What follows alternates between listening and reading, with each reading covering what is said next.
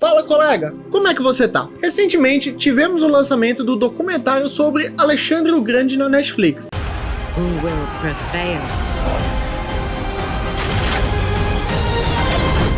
E caso você tenha visto essa série, você sabe que o apelido O Grande não foi dado por acaso, já que a influência de Alexandre foi muito maior do que apenas conquistas de território, chegando até mesmo ao ramo da arquitetura, com a famosa cidade de Alexandria. Sim, caso você não saiba, Alexandria veio diretamente de Alexandre o Grande. Parando para pensar, agora até que parece bem óbvio.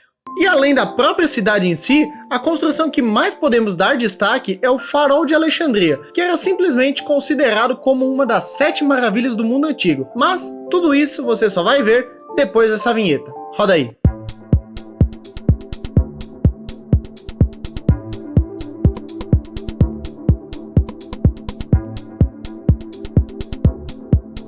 Apesar desse farol ter sido sim construído em Alexandria, é importante ressaltar que não. Infelizmente ele não teve nenhuma relação com o próprio Alexandre o Grande. Na verdade, a sua construção foi ordenada por Ptolomeu I, sendo que ele foi o faraó que sucedeu Alexandre após a sua morte, no ano de 323 a.C. E sim, além de imperador, Alexandre também já foi cultuado como faraó, após libertar o antigo Egito do domínio dos persas. Porém, o ponto mais interessante dessa história é que Ptolomeu I, após assumir o reinado, ter tido como um dos seus principais projetos o farol de Alexandria, o mesmo só foi concluído cerca de 3 décadas depois, já no reinado seguinte, em 280 anos antes de Cristo, que foi assumido justamente por seu filho, Ptolomeu II. Tá, mas qual foi exatamente o motivo para a criação de tal construção? O que teria levado o rei Ptolomeu I a pensar na ideia desse monumento?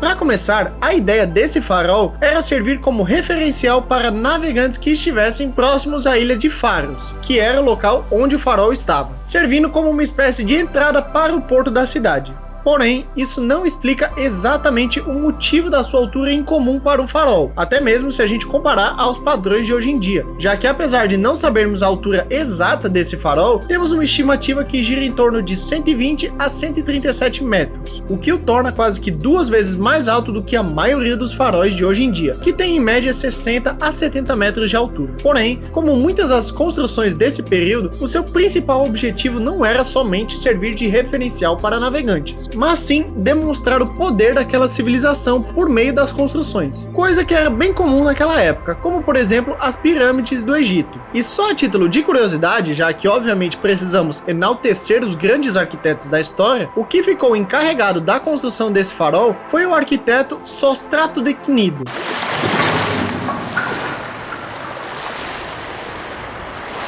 Ok, agora que já descomplicamos um pouco melhor a história do farol de Alexandria, chegou a hora de entender um pouco melhor a estrutura em si dessa construção. Afinal, não é todo dia que nos deparamos com um farol de mais de 120 metros de altura. Inclusive, pausa para curiosidade rápida. O nome farol está diretamente relacionado com o nome da ilha onde ele foi construído, a Ilha de Faros. E com isso, o nome para esse tipo de construção acabou pegando, sendo utilizado até os dias de hoje. Fim da curiosidade rápida. E para começarmos a entender como era a estrutura dele, vamos partir do formato do mesmo, no qual podemos dividir em 3 partes, onde a base era composta por uma estrutura quadrada, a qual representava a maior parte desse farol. Seguindo logo acima, temos uma torre de formato octagonal. E por fim, a torre superior, que era em um formato totalmente circular. E um ponto que vale ressaltar é que todas as 3 partes desse farol, apesar de terem sim formatos diferentes, todas elas compartilhavam algo em comum. Todas elas faziam parte do farol. Na verdade, todas elas eram inclinadas para o seu interior, como se fosse uma pirâmide, mas claro que utilizando um ângulo bem menor, deixando bem menos evidente. E só para não deixar passar em branco, precisamos falar de outras 2 estruturas muito importantes para o farol em si. A primeira trata-se dos muros que rodeavam o entorno do farol, dando um aspecto ainda mais monumental para aquela edificação. E por fim, temos o toque final da estrutura, que faz ligação direta com a função daquela edificação. Já que se a ideia da edificação é ajudar os navegantes daquelas águas, por que não fazer uma homenagem ao deus dos mares? Uma estátua do deus grego Poseidon. E um outro ponto que não podemos deixar passar em branco diz respeito aos materiais escolhidos para essa construção. Basicamente, ele foi construído utilizando como material base pedras de granito claro, geralmente sendo revestido por mármore ou calcário. E um ponto interessante é que nessa época eles desenvolveram uma espécie de protótipo de cimento, utilizando uma liga de chumbo derretido com uma mistura de resina e calcário.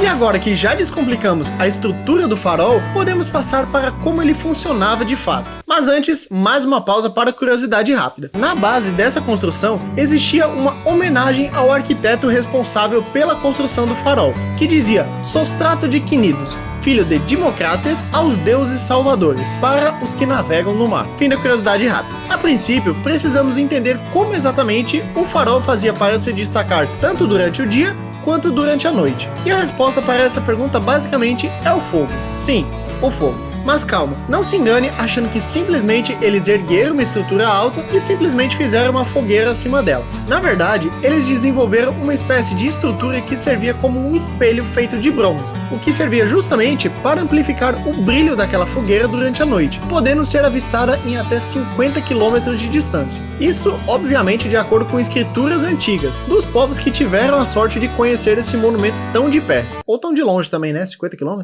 Já durante o dia, o farol também servia como referencial, já que caso não fosse possível avistar essa estrutura com mais de 120 metros de altura, com certeza era possível avistar a fumaça gerada pelo fogo. O ponto é que apesar da tecnologia primitiva que se tinha disponível nessa época, os antigos souberam muito bem como utilizar tudo que eles tinham ao seu favor. Porém, infelizmente, nem todos os pontos envolvendo o farol de Alexandria eram positivos, já que como ele ficava aceso 24 horas por dia, geralmente ele era abastecido com o uso da mão de obra escrava, que simplesmente precisava buscar lenha para manter o fogo aceso, e isso tudo de uma forma frenética, já que o galpão onde ficava armazenada essa lenha ficava no primeiro andar da edificação.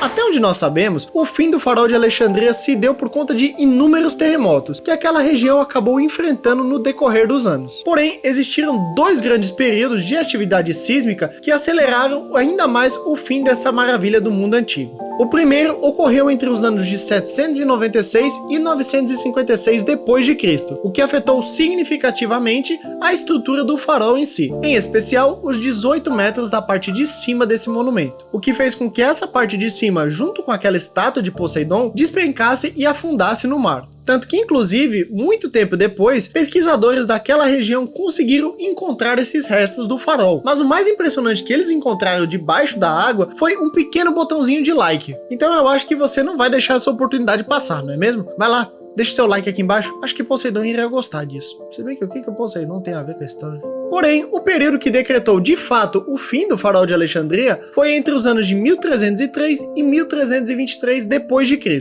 onde o farol de Alexandria teve seu fim por meio desses últimos terremotos daquela região. Porém, essa não foi a última vez que o farol teria tentado ser apagado da história, já que no ano de 1480, o até então sultão do Egito determinou que sobre as ruínas da antiga maravilha do mundo seria construída uma fortaleza militar. E atualmente ela é conhecida como a Cidadela de Qaitbay, atualmente uma atração turística da cidade de Alexandria. E agora que a história do nosso farol já afundou junto com ele no oceano, chegamos ao fim de mais uma viagem a uma das 7 maravilhas do mundo antigo. E caso você esteja curioso, querendo saber mais sobre outras construções como essa aqui, eu vou deixar aqui o vídeo sobre a Grande Pirâmide de Gizé. E, desse outro lado, eu vou deixar o vídeo falando um pouco sobre arquitetura clássica, que inclusive tem até uma certa relação com o período que o farol de Alexandria foi construído. Dito isso, que cada projeto seu seja uma obra-prima. Tchau!